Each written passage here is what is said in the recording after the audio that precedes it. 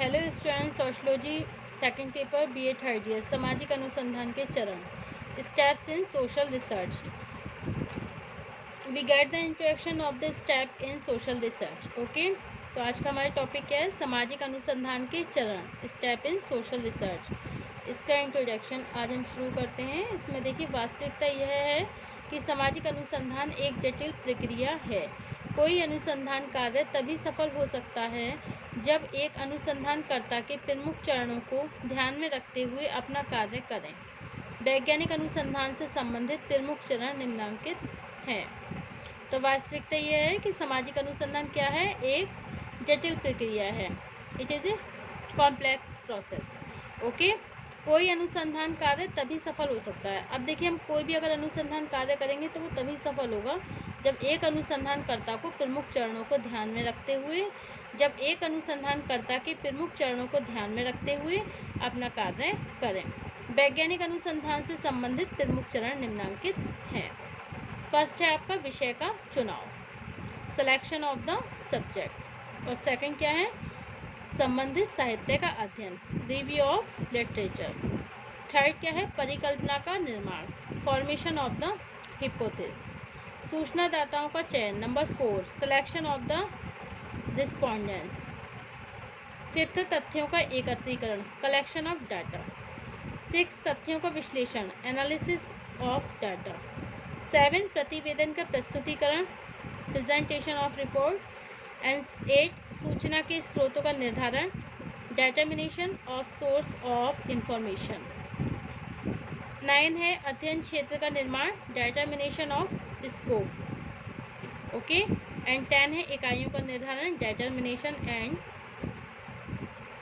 Defining of units. Okay, तो these are the steps of social research. विषय का चुनाव, फर्स्ट है हमारा विषय का चुनाव, selection of the subject. Okay, first है आपका विषय का चुनाव, selection of the subject. Okay, step in social research में फर्स्ट आपका विषय का चुनाव, सिलेक्शन ऑफ द सब्जेक्ट। देखिए, सिलेक्शन ऑफ द सब्जेक्ट, अनुसंधान का सबसे पहला चरण अनुसंधानकर्ता द्वारा अत्यधिक सावधानी पूर्वक अध्ययन विषय का चुनाव करना है।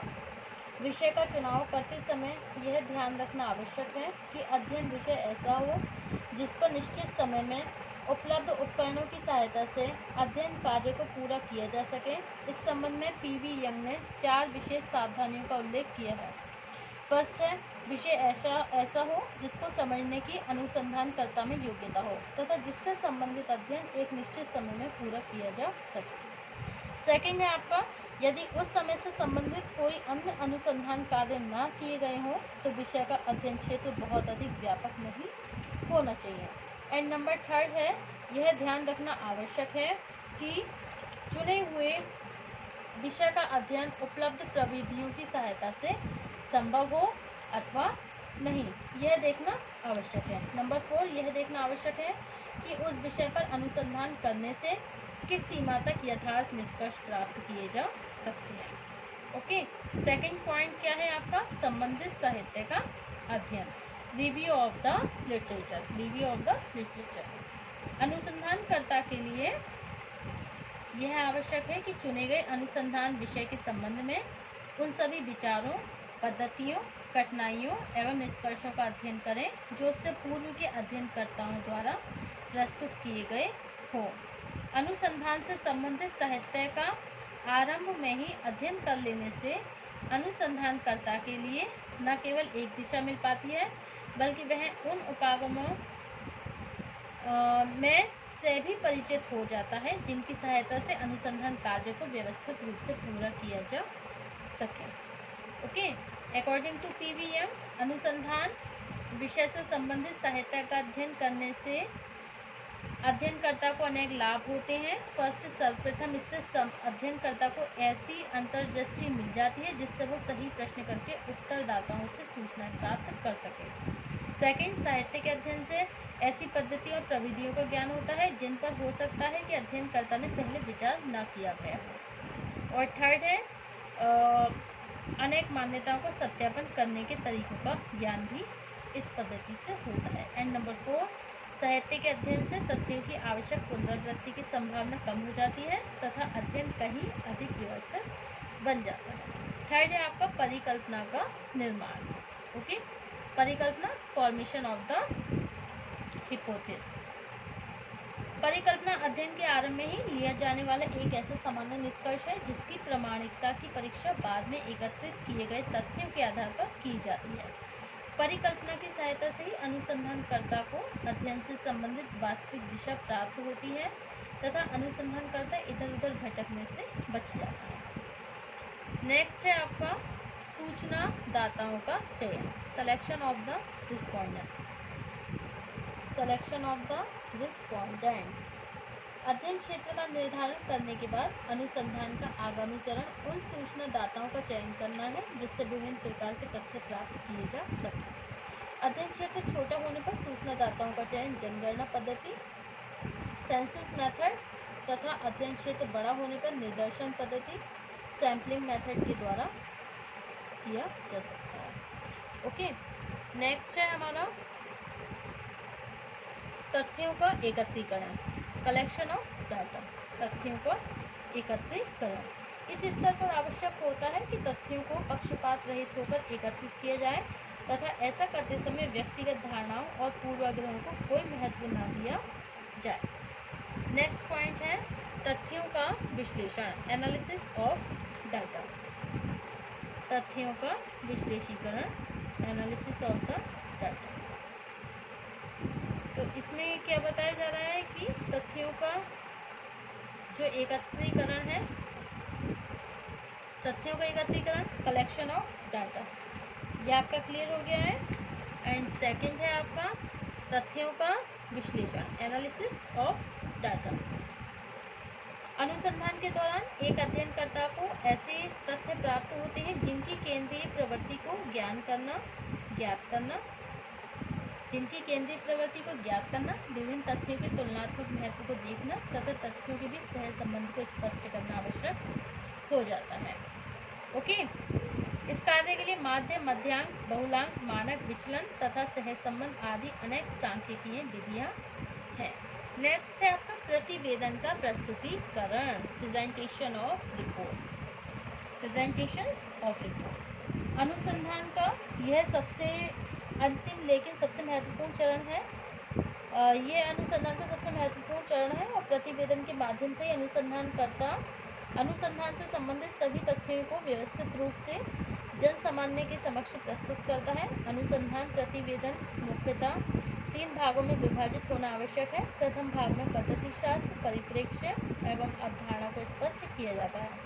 दूसरा भाग सबसे अधिक विस्तृत है जिसके अंतर्गत अध्ययन विषय के विभिन्न पक्षों से संबंधित तथ्यों के कारणात्मक संबंध की व्याख्या की जाती है। और तीसरे भाग में प्राप्त तथ्यों के आधार पर सामान्य निष्कर्ष प्राप्त किए जाते हैं। ओके, इसी को हम सामान्यीकरण, जनरलाइजेशन अथवा सैद्धांतिकरण, थ्योरिटाइजेशन कहते हैं।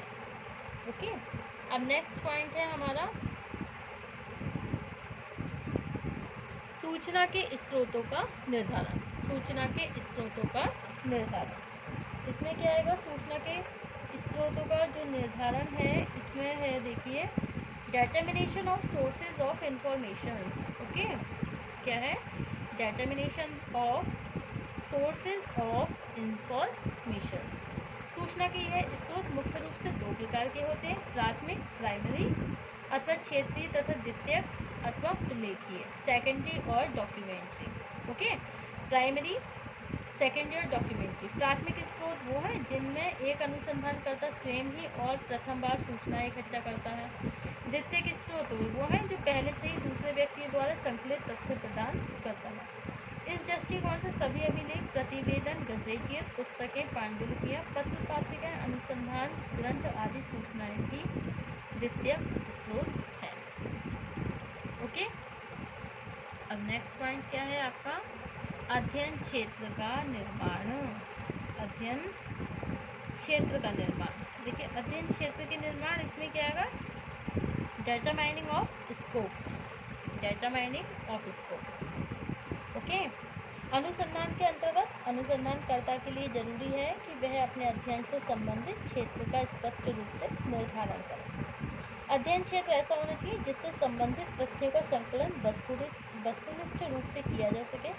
अध्ययन क्षेत्र का आकार ना तो बड़ा हो ना ही छोटा हो। बहुत छोटे आकार के अध्ययन से उपयोगी निष्कर्ष प्राप्त करना बहुत मुश्किल हो जाता है, जबकि आवश्यकता से अगर बड़े होते हैं अध्ययन क्षेत्र तो अनुसंधान में एक निश्चित समय के अंदर कार्य को पूरा करना कठिन हो जाता है। ओके, अब नेक्स्ट पॉइंट आपका क्या है? इकाइयों का निर्धारण। इकाइयों का निर्धारण, इसमें क्या है? Determination and defining of unit. तो ये क्या है? इकाइयों का निर्धारण। देखिए इकाइयों के निर्धारण में क्या आता है? डिटर्मिनेशन डिफाइनिंग ऑफ यूनिट्स में क्या आता है? अब हम देखते हैं कि इकाइयों का निर्धारण। तो इकाइयों के निर्धारण में अध्ययन से संबंधित इकाइयों का स्पष्टीकरण केवल तथ्यों के संकलन में ही सहायक नहीं होता, बल्कि उसका संबंध विवेचन, प्रस्तुतिकरण करना भी सरल होना चाहिए। यदि इकाइयों का अर्थ स्पष्ट नहीं होता तो प्रत्येक अध्ययनकर्ता और दूसरे लोग उसका अलग अलग अर्थ लगा सकते हैं। According to PV. यंग ने कहा है कि प्रयोग में लाए जाने वाले शब्द स्पष्ट और सुपरिभाषित होने चाहिए तथा इनका चयन ऐसा होना चाहिए जिससे वे संपूर्ण सामग्री से अपनी समरूपता को स्पष्ट कर सकें। ओके, इकाइयों का निर्धारण करते समय ये ध्यान रखना भी जरूरी है कि ये अध्ययन के उद्देश्य से संबंधित हैं तथा उनका क्षेत्र पूर्णतया स्पष्ट हो। सो these are the steps in social research: selection of subject, review of literature, formation of hypothesis and selection of respondents, collection of data, analysis of data, presentation of report, determination of source of information, determining scope, determination and defining of the units. So अब ये clear हो गए आपको, clear हो गए steps in social research. Okay, अब next है आपका,